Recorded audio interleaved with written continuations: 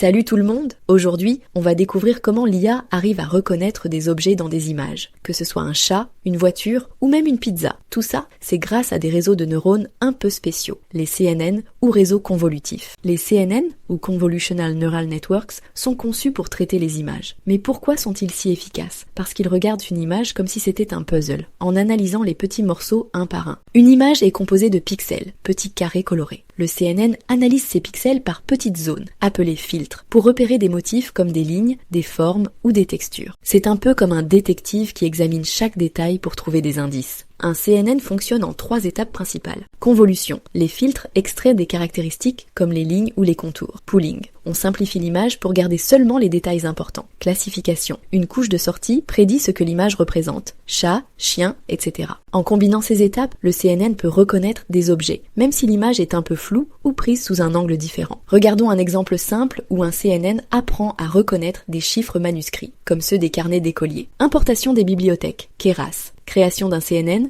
convolution pooling, transformation en une seule dimension, classification, 10 chiffres, compilation, entraînement. Exemple avec dataset MNIST sur 10 époques. Dans cet exemple, le CNN apprend à reconnaître des chiffres comme 0, 1 ou 2 à partir d'images en noir et blanc. À chaque étape, il affine sa compréhension des motifs dans les données. Les CNN ne se limitent pas aux chiffres. Voici quelques applications étonnantes des réseaux convolutifs. Reconnaissance faciale. Identifier des visages sur des photos. Voitures autonomes. Détecter les panneaux de signalisation. Santé. Analyser des radiographies pour détecter des anomalies. Art. Transformer une photo en œuvre d'art avec des styles célèbres. Grâce au CNN, les machines peuvent voir et comprendre le monde comme jamais auparavant. Donc, ton IA peut reconnaître des chats et des chiens, mais est-ce qu'elle peut reconnaître mon talent exceptionnel? Si tu veux, on peut l'entraîner avec des milliers de photos de toi. Des milliers? Je vais devoir ouvrir un musée Gontran-Bot pour ça. Un jour, Gontran, mais en attendant, concentre-toi sur les bases. À bientôt tout le monde.